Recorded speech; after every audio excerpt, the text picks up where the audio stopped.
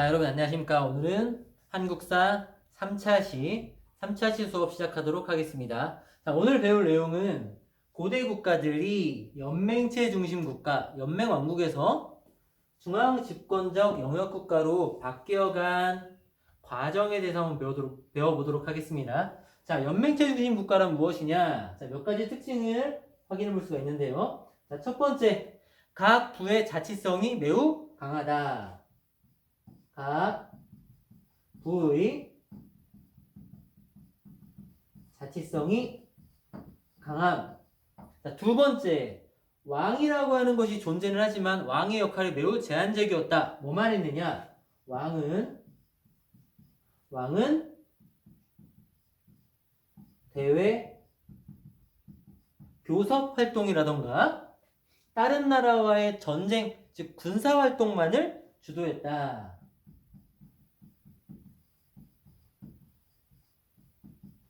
요게 왕의 대표적인 역할이었고, 또한 왕이 존재했지만 절대적인 권한을 갖고 있지 않고 각 부의 대장들도 힘이 셌기 때문에 왕과 각 부의 대장들은 뭔가 중요한 일이 있을 때 서로 협의를 통해서 뭔가를 결정했다. 즉 중요한 사항은 왕 혼자 결정하는 것이 아니라 협의로 결정했다. 요게 바로 연맹체 중심 국가, 연맹왕국의 특징입니다.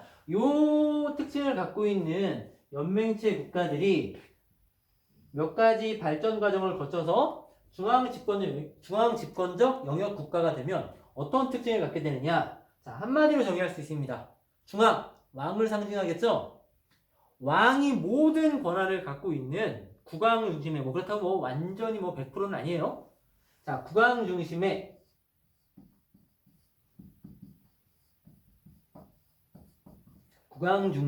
일원적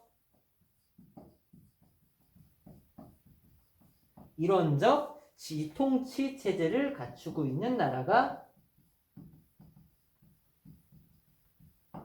중앙집권적 영역국가다. 이거를 그림으로 한번 설명을 해보면, 자, 연맹왕국은 어떤 식으로 되어 있느냐? 자, A라는 국가가 있어요. 이 국가가 예를 들어서 5개의 부족, 자, 1번 부족, 2, 3, 4, 5. 자, 이렇게 5개의 부족이 이루어져 있다. 그럼 이 중에 한 부의 대표가 이 A라는 국가의 왕이 됩니다. 딱 봐도 몇 번이겠어요? 제일 큰 4번이겠죠? 자, 다른 부들의 동의를 얻어서 얘가 왕으로 선출이 돼요. 그럼 요 왕은 그 나라, 요 A라는 나라의 대표로서 다른 나라와 대화를 하거나 전쟁을 하게 될 때 얘가 총대장으로 나아가긴 하지만 요 1지역, 2지역 같은 요 나머지 지역에 대해서 왕이 그렇게 심하게 간섭하지는 못해. 1번 부족 지역은 요 부는 여전히 요 지역의 대장이 세금도 걷고 관리도 임명하고 신하도 뽑고, 즉 알아서 한다는 거야. 얘가 하는 말보다 네가 왕이지만 내가 다스리는 거에 너무 심하게 간섭은 하지 마라. 자, 요게 중앙 집권 연맹 중심체 국가입니다. 연맹체 중심 국가입니다. 그런데 요게 요렇게 바뀌면 어떻게 되느냐? A라는 국가가, 자, 4번, 자, 요 사람이 왕이죠. 왕이 있고 1, 2, 3, 4, 1, 2, 3, 5가 각자 다스리고 있다면 요 경계들, 요게 다 사라지는 거야. 다 사라지고 요 왕 밑으로 1번, 3번, 2번, 순서는 중요하잖아요. 1, 2, 3, 5. 얘네들은 뭐가 되느냐? 왕의 신하로서 중앙에 뭐가 된다? 귀족이 된다. 귀족이 되고 요 왕이 A 국가 전체에 대해서 간섭을 하는 거예요. 즉 왕 중심으로 얘 혼자 다 하는 거야. 이론적인 통치를 갖추는 것. 자, 그거에 비해 이거는 각자 따로따로. 뭐가 더 세겠어요? 힘이 하나로 뭉쳐있는 요게 더 세겠죠? 그쵸? 자, 그럼 이렇게 성공한 나라가 어디예요? 우리에게는 3개 있죠. 고구려, 백제, 마지막 하나 어디? 신라. 자, 그럼 나머지 나라들 부연이, 옥전이, 동해 같은 나라들은 이 좋은 거 왜 안 했느냐? 안 한 게 아니라 못했죠. 자, 아무나 될 수 있는 게 아니에요. 자, 요게 되기 위해서는 뭐 몇 가지 갖춰야 할 조건과 거쳐야 할 과정들이 있습니다. 그거를 몇 가지만 정리해 보면, 쓰진 않을게요. 대외 팽창, 다른 나라를 정복도 많이 해야 되고, 또 통치 체제도 이거에 맞게 몇 가지 바꿔줘야 되고, 또 불교도 공인해야 되고, 율령도 반포해야 되고, 신분제도도 잘 정리해야 되고, 즉 해야 될 게 많아. 근데 그 모든 것을 다 갖추기 전에 망한 거죠. 어디가? 부여나 좀 이따 나올 가야나 옥저, 동해 같은 나라들은 여기까지 못 가고 중간에 망한 겁니다. 자, 그러면은 여기까지 성공한 나라 고구려, 백제, 신라가 통치체제는 어떻게 바꿨으며 정복활동은 어떻게 했고 율령은 어떻게 반포했고 불교는 어떻게 공인했으며 신분제는 어떻게 만들었는지 이것들을 한번 하나하나 항목별로 확인해 보도록 합시다. 자, 먼저 첫 번째 항목으로 대팽창 및 통치체제가 어떻게 정비되었는지 자, 나라별로 살펴보도록 합시다. 자, 세 개 어디였죠? 고구려, 백제, 신라. 자, 일단 고구려 먼저 보면 자, 고구려 같은 경우 대외팽창과 국가체제를 통치체제를 정비하는 데 혁혁한 공을 세운 왕이 여러 명 있지만 그 중에 대표적으로 두 명만 보면 됩니다. 자, 하나는 태조왕. 자, 하나는 태조왕, 또 한 명은 고국 천왕. 자, 이름만 봐도 뭔가 했을 것 같은 이름이죠. 뭔가 막 찌질한 이름 아니잖아. 고국 천왕, 태조왕, 있어 보이는 왕들. 자, 각 왕이 무슨 일을 했느냐? 자, 태조왕 정복활동으로 왜 고구려 옆에 있었던 조그마한 불쌍한 나라 있습니다. 가족 공동 무덤을 사용을 했고 어린 며느리 민며느리제를 민며느리제의 결혼 풍습이 있었던 나라 어디입니까? 옥저죠. 자, 태조왕이 옥저를 정복했고 또 뭐도 했느냐? 고구려 같은 경우는 5개의 부족이 합쳐진 나라입니다. 그 5개의 부족 중에 태조왕 때부터 게르부라고 하는 그 부족의 고씨들이 왕위를 독점하게 됩니다. 자, 게르부 고씨의 왕위세습.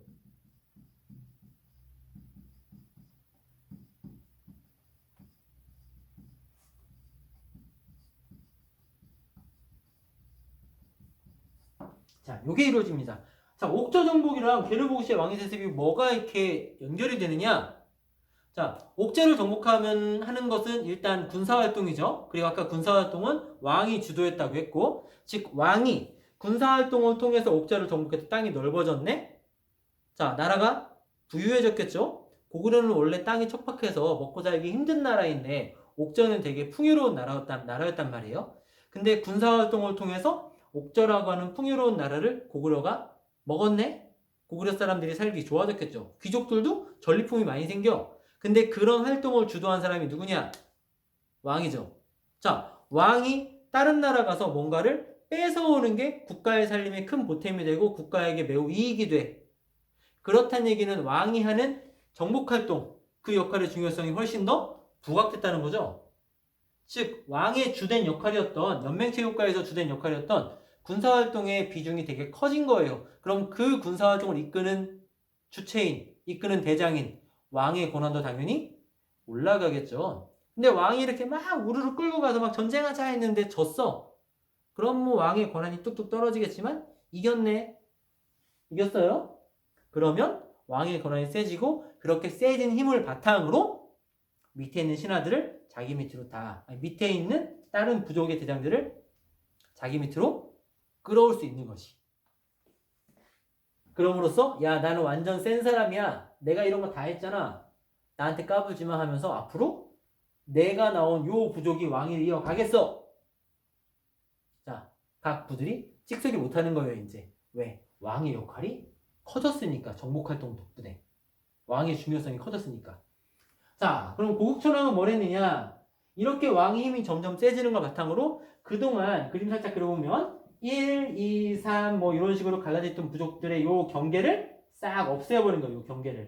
요 경계를 없애버리고 자, 이제부터는 뭐 계루분이, 순노분이, 전로분이, 소노분이, 관노분이 막 이상한 이름 붙이지 말고 동서남북, 동부서부 뭐 이런 식으로 자, 부족적 특징을 없애버린 거야. 야, 무슨 아직까지 부족이냐? 너네는 그냥 다 고구려라는 나라의 하나의 부분 행정구역일 뿐이다 라고 얘가 바꿔버려요.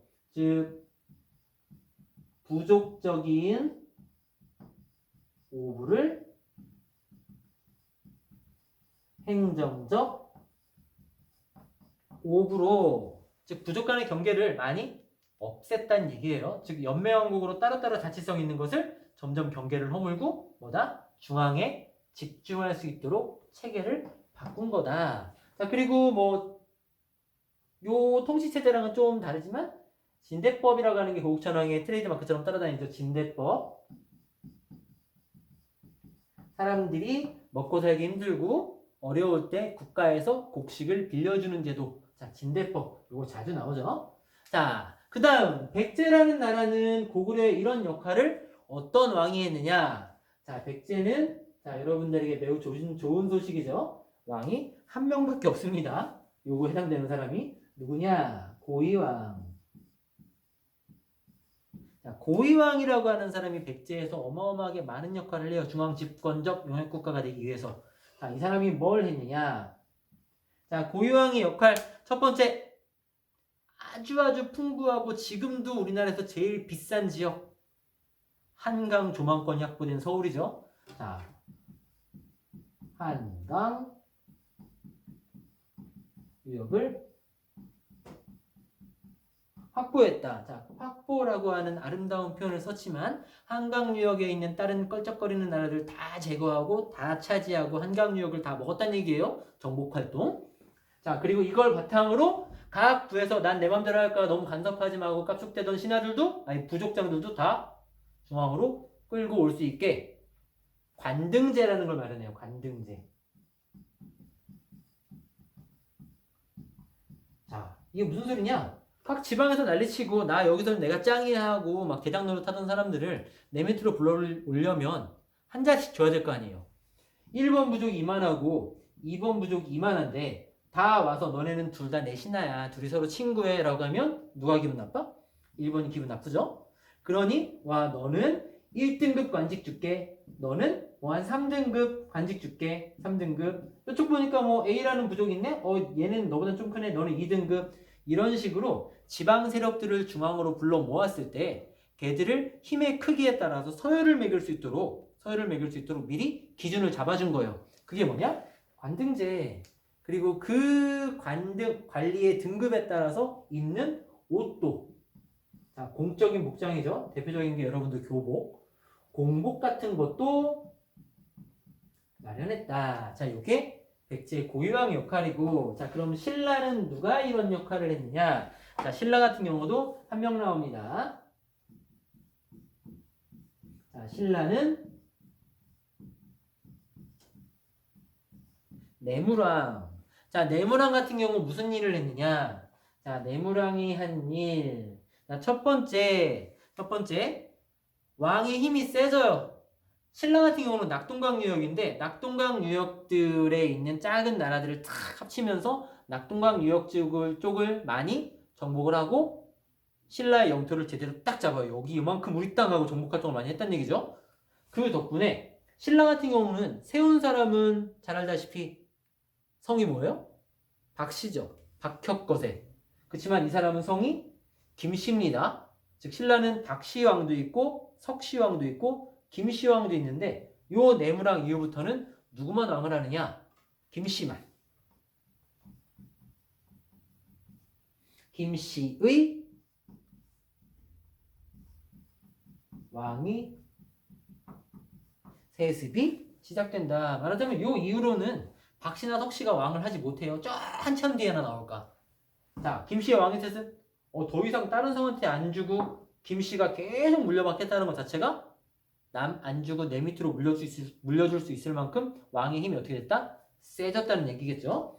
자, 김씨의 왕위 세습을 이루고 그만큼 왕이 세졌다는 증거물로 하나가 또 더 있는데 그 하나가 뭐냐? 마립간이라고 하는 칭호를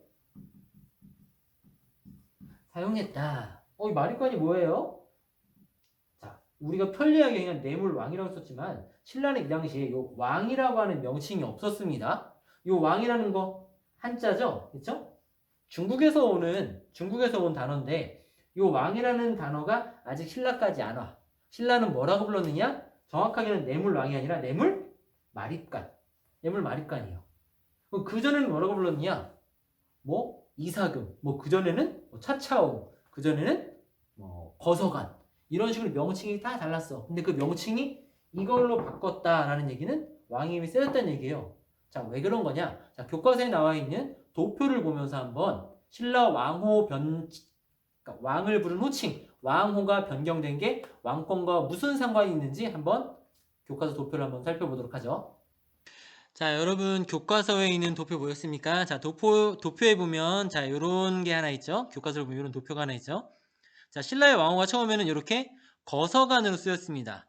자, 그게 차차옹이 되고 이사금이 되고 마립간이 되고 마지막엔 자, 왕이 되는데 거서관의 뜻은 보면 귀인. 이게 무슨 뜻이냐? 그냥 너무 두껍네요. 이건 그냥 귀한 사람이다. 그러니까 뭐 여기서 뭐 힘이 느껴져요? 그냥 박혁거세가 거서관인데 박혁거세는 그냥 귀한 사람이에요. 귀하신 분이네. 네가 짱해라. 자, 차차용은 뭐냐? 제사장. 이거는 그냥 뭔가 제사 지내는 제사를 주관하는 사람. 그냥 이런 느낌이었고 이사금 대표적인 사람이 유리 이사금 같은 사람인데 유리 이사금이 왕이 된 일화는 되게 웃기죠? 떡을 딱 깨물었는데 치아의 개수가 더 많은 사람이 왕이 된 뭐 이런 얘기 들어본 적 있을 거예요. 자, 이사금의 뜻이 뭐냐? 연장자, 나이 많은 사람이란 뜻이에요. 계승자, 그냥 이어받은 사람. 네가 이어받았네. 이어받은 자. 혹은 뭐 노인? 노인은 좀 그렇고. 아이고. 자, 나이 많은 사람. 그냥 이런 뜻이에요. 근데 여기서부터는 달라. 자, 마립간의 뜻. 벌써 뜻이 대수장. 자, 이건 큰 대자고 머리 숫자겠죠? 이건 어른 장자일 테고 한마디로 자, 큰 머리 대장이라는 뜻이죠. 대장.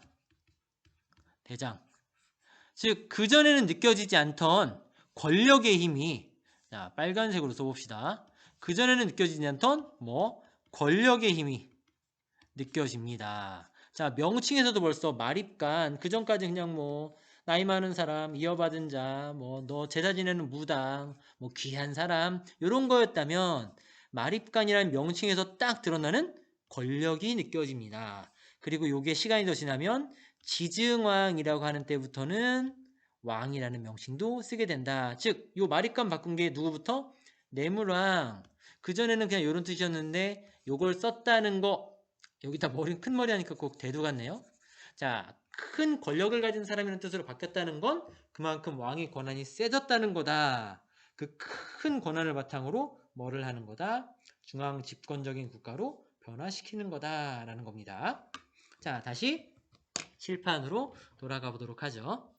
자, 어떻습니까? 자, 마립간이라는 칭호가 단순히 그냥 이름 바꿨네 수준이 아니라 그 전에 쓰던 명칭에 비해서 훨씬 강력한 뜻을 갖고 있는 단어로서 이 단어를 썼다는 것 자체가 왕의 권한이, 즉 뇌물 마립간의 권한이 얼마나 세졌는가, 즉 얼마나 중앙으로 힘이 몰렸는가를 알 수 있게 해주는 단어가 되죠.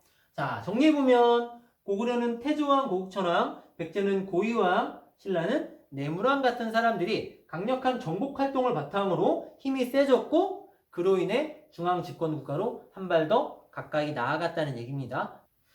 자, 그러면은 왕의 힘이 이렇게 세지는 동안 각 부의 대장들은 어떻게 됐느냐? 야, 왕 너무 세다. 우리는 그냥 씩소리 하지 말고 그냥 조용히 살아야겠다. 시키는 대로 살자. 그렇게 살았을까요?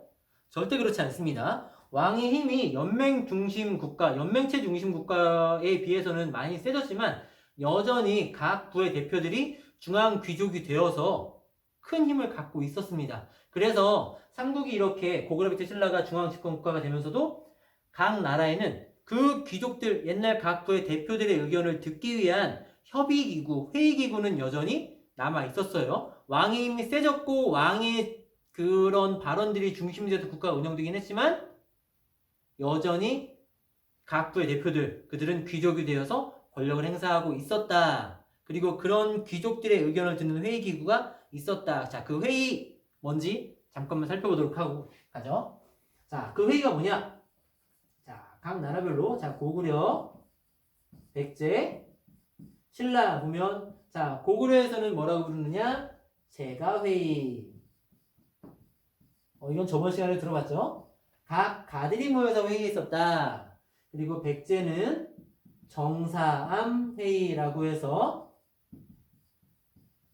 백제의 높은 귀족들, 높은 관직에 앉아있는 사람들이 정사암이라고 하는 바위에 모여서 국가의 중요한 일을 결정했다고 하죠. 자, 신라 같은 경우는 여기가 가장 유명하죠. 화백회의. 화백회의라고 해서 신라의 높은 귀족들이 모여서 국가의 중요한 일을 결정을 했고, 요 화백회의는 한 가지 큰 특징이 뭐다? 뭔가 중요한 일을 결정하려면 한 사람이라도 반대가 있어서는 안 된다. 자, 만장일치의 특징을 갖고 있는 화백회의라는 귀족회의가 신라에 있었다. 자, 중앙집권국가로 왕권이 세지고 있지만 여전히 귀족들도 이런 식으로 자신들의 힘을 나타냈었다라는 겁니다. 자, 그럼 이어서 자, 대팽창 및 통치지제에 이어서 다음 파트로 넘어가 보도록 하죠. 자, 이어서 살펴볼 내용은 율령반포와 불교공인입니다. 자, 아까 지방에 있던 각 부의 대장들이 각자 자기 권력을 누리고 있었는데 중앙의 왕이 정복활동이라든가 각종 다양한 왕 중심의 활동이 중요해지면서 중앙의 왕이 그들을 흡수하죠. 중앙 귀족으로.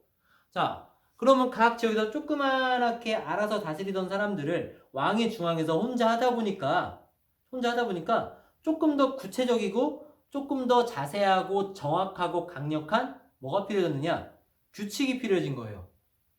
즉 조그맣게 이렇게 돼서 자기 부족이나 이렇게 다스리던 시절에는 별로 필요가 없었는데 지금은 이 경계가 사라졌잖아요. 경계가 사라지고 왕이 모든 걸 다 하고 요 왕 밑으로 중앙 귀족들이 들어오다 보니까 하나의 규칙을 갖고 요 나라 전체에 적용을 해야 되네. 그래서 뭔가 좀 더 구체적이고 자세한 게 필요했기 때문에 각 나라들은 이렇게 넓어진 영토를 다스리기 위한 뭘 만드느냐? 자, 요 율령이라는 걸 만들어서 반포하게 됩니다. 자, 그리고 또 하나는 불교. 자, 이렇게 큰 나라의 사람들을 얘 혼자 통치해야 하니까 요 왕에게 모든 게 집중될 수 있도록 힘도 중요하지만 뭐가 중요하냐? 사람들의 정신적인 통일이 필요해요. 너네는 다 같은 나라야. 너네는 다른 부족 아니야. 모두 왕 밑에 있는 다 같은 국가의 백성이야. 라고 소속감을 줄 수 있는, 즉 정신적 통일을 이룰 수 있는, 정신적 통일을 이루게 할 수 있는 뭐가 필요하다? 한 차원 높은 불교 같은 종교가 필요하다. 자, 그래서 고구려 백제 신라가 이 율령반포와 불교 공인을 어떤 식으로 누가 했는가 한번 살펴보도록 하겠습니다. 자, 여기서 율령이라는 거를 조금 더 자세하게 살펴보면, 자, 율은 뭐냐? 율은 죄를 지었을 때 처벌을 내릴 수 있는 각종 형벌을 나타낸 것들, 형벌에 관한 내용을 율이라고 하고요. 령은 뭐냐? 행정적인 규칙들, 예를 들어서 관직은 누구를 앉히고 벌금은 얼마를 매기고 세금은 어떻게 갖고 등등 각종 행정 규칙들. 자, 율은 형벌을 얘기하고 령은 행정 규칙을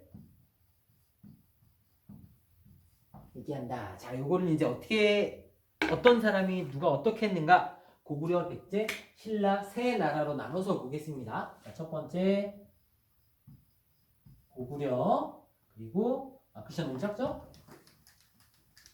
자, 첫 번째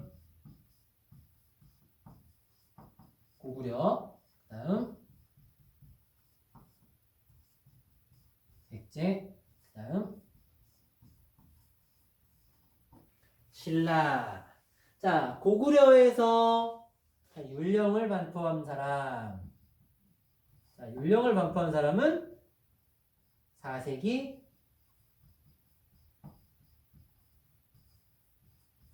소수리망입니다. 그리고 백제에서 율령을 반포한 사람이 누군지 정확하게 내가 율령했어 라고 나오지는 않지만 뭔가 그래도 관등제를 정비하고 한 사람은 아까 얘기했었던 고유왕이 나오긴 해요. 그렇지만 정확하게 누가 했다라고 나오는 건 없고, 자, 신라 같은 경우는 누가 했느냐, 율령 내가 만들었어 하고 비석에 딱 새겨놓은 사람이 있어요. 그게 누구냐? 이름에서 벌써 법 만드는 사람이야. 그리고 6세기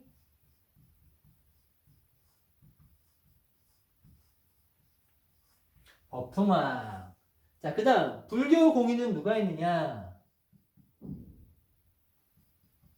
불교. 자, 불교 같은 경우는 고구려는 역시 같은 사람. 4세기 소수림왕. 그리고 백제는 역시 똑같이 4세기 침류왕.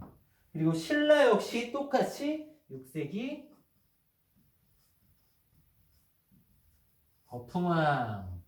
신라에서는 불교 공인에 관한 특별한 이야기가 하나 있죠. 신라 귀족들이 우린 불교 따위 필요 없어, 안 받아 하고서는 계속 수용 이미 들어와 있었지만 공인 인정해주지 않고 있었어요. 근데 이거를 인정받게 죽어준 사람이 하나 있죠. 누구? 신라의 불교하면 빼놓을 수 없는 인물. 내 목을 잘라라. 그럼 잘린 내 목에서 피가 탁 쏟을 거고 그 피는 뭐 흰 피고 위에서 꽃이 돼서 내릴 거다라고 얘기한 누구? 이차돈이라는 사람. 이차돈의 순교가 항상 같이 나오죠. 자, 그리고 여기 유명한 사람 하나 나왔는데 소수리망. 이 사람 하면 율령 반포하고 불교 수용한 거 말고 하나가 또 있죠. 유명한 거. 소수리망 하면 또 빼놓을 수 없는 거. 이 사람은 뭐도 했다? 학교 태학 설립도 소수리망이 했다. 자, 이런 과정을 거쳐서 고구려 백제 신라는 율령도 반포하고 불교도 공인했습니다. 자, 그럼 다음 항목으로 넘어가 보도록 하겠습니다. 자, 이번에는 신분제도에 대해서 보도록 하겠습니다. 자, 삼국이 중앙 집권적 국가가 되면서 지방 세력들이 중앙으로 올라오게 됐고, 물론 안 올라온 세력도 있어요. 올라오게 됐고, 왕을 중심으로 그 밑에 지배층으로서 귀족이 있고, 그 아래 평민, 그 아래 천민이 있는 신분제도가 만들어지게 되는데, 그 신분제도가 얼마나 엄격했는지 사람 자체가 아예 다른 종으로 만들어놔요. 귀족은 사람, 평민은 사람 정도 되나? 천민은 넌 사람 아니야. 뭐 이런 식으로 아예 되게 뭐라고 해야 되나? 완전 다른 세상의 삶을 살게 만들어요. 그리고 그 구분은 되게 엄격했고, 신분제도에서 가장 중요한 사람들은 누구? 귀족이었다. 즉 귀족 중심의 신분제도가 마련되어서 고대 사회에 운영되게 됩니다. 얼마나 철저했는지 그들이 남겨놓은 그림 하나만 보면서 한번 확인해 보도록 하죠. 자, 여러분들 교과서 17페이지에 있는 아래쪽에 있는 그림 보이십니까? 자, 요게 고구려 무덤에 있는 벽화인데 보면은 사람이 6명이 보여요. 여기 한 사람, 여기 한 사람, 그리고 여기 한 사람, 여기. 자, 이렇게 사람이 있는데, 자, 이 사람들 앉아 있는데, 이 사람 뭔가 무릎을 꿇 듯 말 듯 앉아 있는 사람 있죠. 자, 근데 특이한 게 똑같은 공간에 있는 사람인데, 이 사람 엄청 조그맣게 그렸습니다. 자, 무슨 뜻이냐? 여기 앉아 있는 사람들은, 이 사람들은 귀족이고 이 사람들은 그 집의 하인인가 봐요. 여기도 아래쪽에 사람들이 많네? 자, 근데 크기가 작죠. 즉, 이 사람들은 신분이 높은 사람, 이 사람들은 신분이 낮은 사람. 즉, 그림 속에서도 신분이 높은 사람은 크게 그리고 신분이 낮은 사람은 작게 그릴 정도로 세상에 신분 낮은 것도 억울한데 그림에서조차 조그맣게 그릴 정도로 신분에 대한 구분이 매우 엄격했었고, 누구 중심으로 신분제가 운영되었다? 여기 이렇게 큼지막한 사람들, 귀족 중심으로 신분제가 운영되었다. 자, 요 그림만 봐도 얼마나 그림에서도 크고 작게 그릴 정도로 신분이 철저하게 구분되었는지 알 수 있겠죠? 자, 다시 칠판으로 돌아가 봅시다. 자, 어때요? 잘 봤죠? 그림에서도 나오죠? 신분이 높은 사람은 크게 그리고 낮은 사람은 작게 그릴 정도로 엄격했던 사회입니다. 자, 여기 미리 적어놨는데 신분제도는 크게 둘로 나눠져 있습니다. 하나는 지배층, 하나는 피지배층, 신분제도상의 신분은 이렇게 두 개인데 지배층에 속하는 사람은 누구? 귀족들. 피지배층에 속하는 사람은 평민이나 천민들. 자, 특히 이 평민들이 매우 사는 게 힘들었죠. 물론 천민은 뭐 사람 취급도 못 받았으니까 더 힘들었을 테지만 이들을 먹여 살리기 위해서 갖가지 수많은 의무에 시달려야 했어요. 자, 이들이 내는 세금들, 조세도 내야 했고, 그리고 특산물도 가서 납부를 해야 했고, 가끔씩 노동력도 갖다 바쳐야 했고, 이런 걸 내느라 매우 힘든 삶을 살았었다. 하지만 더 불쌍하고 안타까운 건 이런 신분이 세습되기 때문에 변동되는 일이 거의 없었다.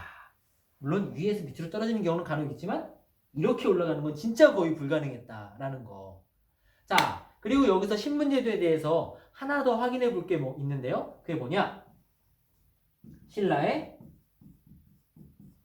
골품제도. 자, 골품제에 대해서 조금 더 자세히 봐야 되는데, 자, 귀족.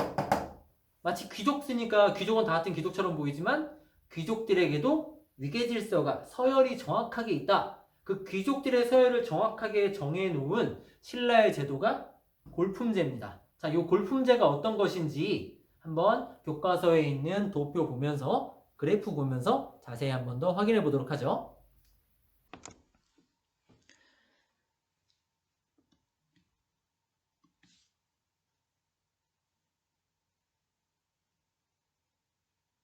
자, 교과서 봤습니까? 자, 교과서 보면 신라의 골품제에 대해서 이렇게 그림이 나오는데, 자, 신라의 골품제, 골, 이거는 뼈예요, 뼈.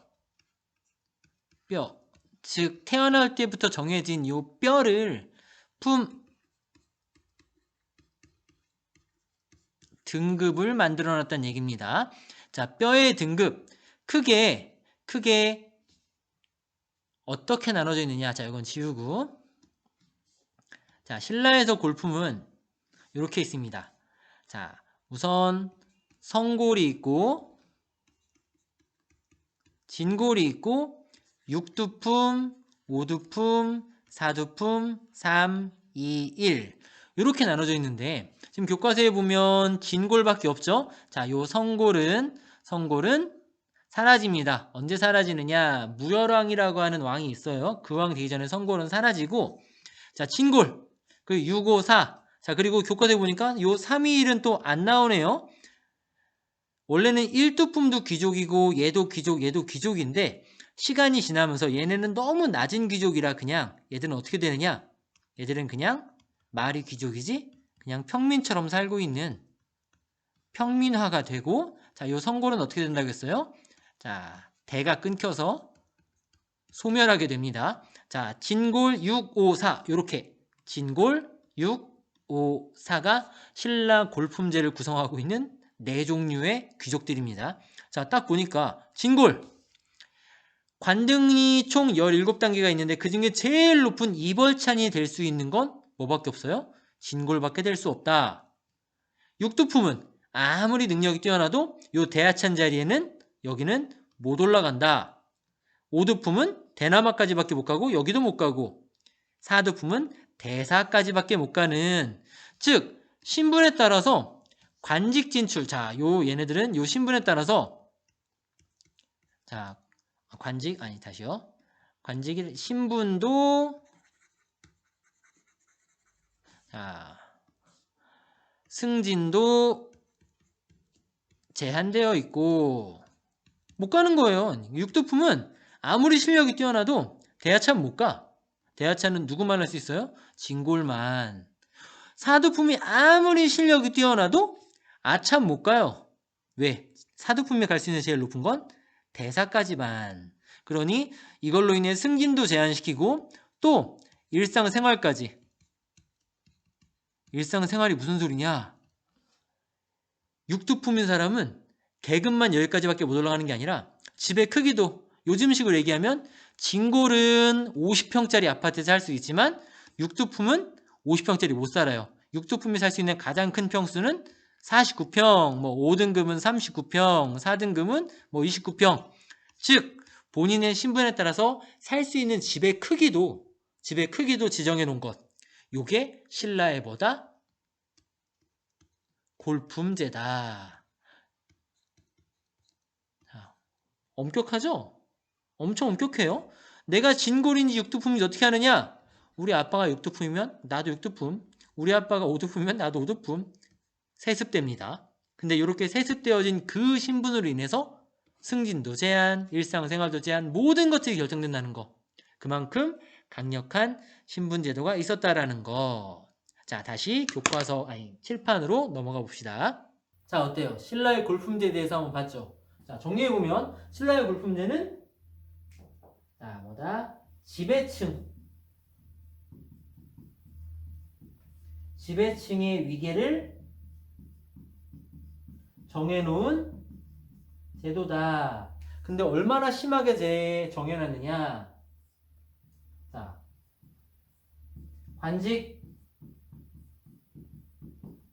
관직 진출도 등급에 따라서 올라갈 수 있는 한계가 있고, 근데 관직만이 아니라 뭐까지? 일상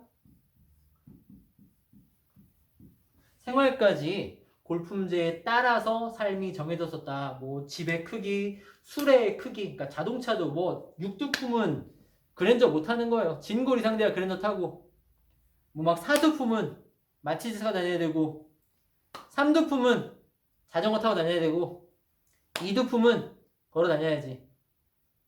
이런 식으로 막 모든 걸 다 정해놨어요, 여기다가. 자, 요게 지배층의 위계를 정한 골품제다. 근데 이게 진짜 또 대단한 게 뭐냐?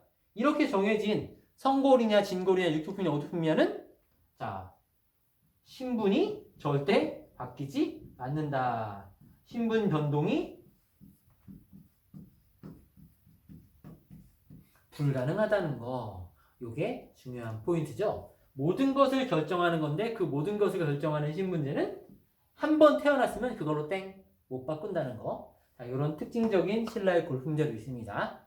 자, 이렇게 고대 국가가 만들어져서 자, 연맹체 중심 국가가 중앙 집권적 영역 국가로 변해가는 과정의 초창기 모습만을 오늘 살펴봤습니다.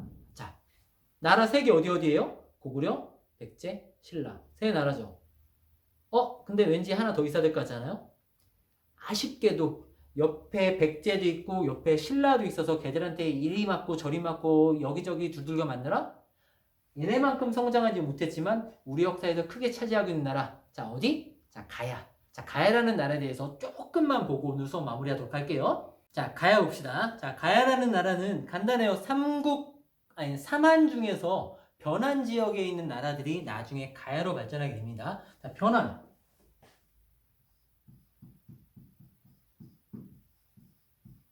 변환하면 우리 뭐가 유명하다고 했었죠? 변환하면 그 다른 지역에 비해 풍부한 무슨 생산? 철 생산. 자, 그리고 가장 남쪽에 있는 따뜻한 지역이기 때문에 무슨 농사? 벼농사. 즉 철기 문화와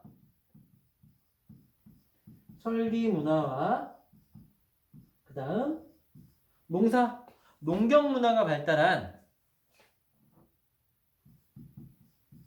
농경이 발달한 변환에서 뭐가 만들어지느냐?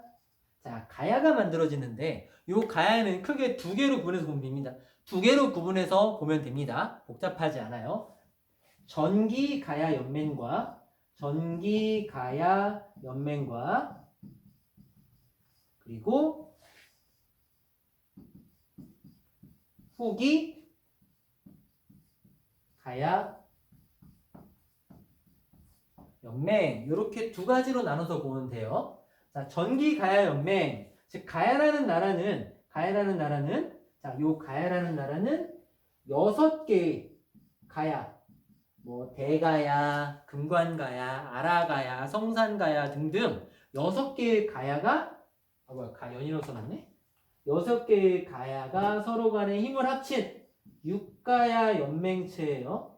육가야 연맹 국가인데 요 육가야 연맹 중에 전기 가야 연맹은 즉 육가야 연맹 중에 전기 전반기의 가야 연맹은 맹주가 누구였느냐? 맹주는 즉 연맹의 주인이요. 그 6개의 가야 중에 제일 센 나라. 육가야 연맹의 맹주는 원래는 금관가야였습니다. 금관가야. 금관가야가 육가야 연맹의 맹주였고 가야 연맹의 맹주로서 제일 잘 나가던 시기가 언제였느냐? 전기 가야 연맹은 자, 시기상으로 3세기경. 그리고 금관가야가 연맹의 맹주로서 연맹을 쫙 이끌면서 되게 잘 살았어요. 자, 뭘 갖고 잘 살았느냐? 여기는 원래 뭐 잘한다고 했어요? 철기 잘하고 농경 잘한다라고 했었죠. 그래서 얘네들은 뭘 했냐면 가야의 위치를 조금 이따 지도로 볼 텐데 철 생산된 걸 일본에다가도 수출하고 저 위쪽에 낙랑군이라고 중국이 왜 고조선을 무너뜨리고 우리나라에 한군현을 설치했다고 했죠. 그쪽이란 얘기도 있고 뭐 그와 별개로 낙랑국이란 얘기도 있고 아무튼 가야는 본인 나라에서 생산된 철을 여기저기 수출함으로써 돈도 많이 벌었고 좀 위쪽에 있는 것들을 본인이 사고 산 걸 다시 일본으로 전해주고 자 이런 거 뭐라고 했었죠? 고조선 때 나왔는데 중개무역도 하면서 돈 잘 벌었어요. 금관가야라고 하는 나라의 위치가 바닷가에 있었거든요. 지금의 부산 옆에 있습니다. 부산 역국대기에.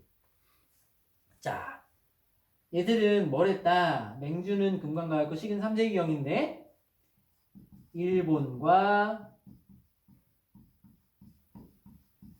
낙랑을 잇는 무슨 무역? 중개무역. 중개무역으로 잘 살았다. 또 뭐 수출했다? 철 수출도 많이 하고 참 잘 살았다. 자, 이렇게 잘 살았던 나라가 후기 가야연맹으로 바뀌게 되는데 무슨 일이 벌어지느냐? 고구려의 광개토 대왕이 신라를 도와주러 군대를 끌고 5세기 초반에 내려와요. 5세기 초반에 내려왔는데 내려와서 신라를 빵 무찌르는 과정에서 신라를 쳐들어온 일본 외를 무찌르는 과정에서 온 김에 가야도 건드리고 갑니다. 광개토 대왕이. 그러면서 그때 고구려의 공격을 받은 금관가야가 세력이 팍 약해져요. 그러면서 그렇게 흐지부지 뭔가 연맹이 뭉치지 못하고 왜냐면 맹주가 심하게 다쳤으니까 막 이렇게 오합지졸로 돼 있는 걸 다시 연맹을 딱 하나로 뭉치고 새롭게 시작해보자 하고 후기 가야 연맹을 주도한 나라가 어디냐? 후기 가야 연맹의 맹주는 누구? 대가야입니다. 즉 전기가야 연맹의 맹주는 금관가야였고 요 중간에 무슨 사건이 일어나요? 고구려 광개토 대왕 꼭 붙여야 되죠? 광개토 대왕의 침입! 요것 때문에 금관가야가 약해지고 연맹의 맹주 자리는 누구한테 넘어간다? 대가야에게 넘어간다. 그럼 광개토 대왕 왔을 때 대가야는 안 혼났느냐? 혼났나? 혼났다라는 표현? 안 맞았느냐? 안 맞았어요. 왜? 금관가야는 위치가 좀 이따 볼 거예요. 위치가 맞을만한 위치였고 얘는 좀 멀었어. 그래서 얘는 당시 광개토 대왕의 침입 때 피해가 별로 없었기 때문에 얘가 연맹의 맹주 자리를 차지하고 후기 가야 연맹을 주도하게 됩니다. 자, 근데 다행스럽게도 얘가 피해를 안 받았는데 피해를 안 받은 이유는 얘가 바닷가가 아니라 내륙 안쪽에 있었거든요. 그러니 그동안 했었던 이런 거는 잘 못해. 잘 못하고 얘는 새롭게 먹고 살 길을 찾기 위해서 뭘 하느냐? 섬진강. 자, 이것도 좀 이따 지도를 보면서 확인해 봅시다. 섬진강 유역을 통해 교역로를 확보해야지 하고 이런 노력도 많이 기울였다는 겁니다. 시기를 안 썼네? 대가야가 후기 가연맹을 주도한 시기는 언제냐? 5세기 후반입니다. 5세기 후반. 자, 간단하죠? 변화를 시작한 가야는 원래 첫 번째 맹주는 누구였다? 금관가야였다. 금관가야가 3세기경에 일본과 낙랑을 잇는 중개무역이라든가 철수출을 통해서 잘 살았는데 신라를 도와주러 내려온 광개토 대왕이 가야까지 치고 가는 바람에 그때 금관가야는 힘이 약해져서 무너지고 뭐 나라가 망한 건 아니에요. 힘이 약해진 거지. 죽은 거 아니에요. 다쳤지. 그리고 그 뒤를 이어서 대가야가 후기 가야연맹의 맹주로서 가야를 이끌어갔는데 이때부터는 요거보다는 내륙 지방에 있었던 대가야가 진출하기 위해서 섬진강을 이용하기로 결정했었다. 섬진강을 이용하려고 노력했었다라는 겁니다. 자, 근데 안타깝게도 아까 안 배웠듯이 얘네는 안 배운 이유가 있죠. 얘네는 중앙 집권적 영역국가로 발전하지 못하고 중간에 망하게 됩니다. 자, 누구한테 망했느냐? 자, 금관가야는 법흥왕한테 망하고 법흥왕에게 멸망을 당하고 대가야는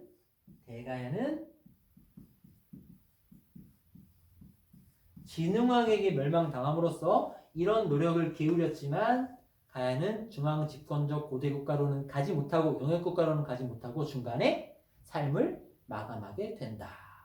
자, 여기까지 가야에 대해서 확인해 봤습니다. 자, 이거 배운 내용을 지도 보고 왜 가야는 금관가야는 이때 맞았고 얘는 왜 안 맞았는지 지도 보면서 한번 요거 복습해 보도록 하죠.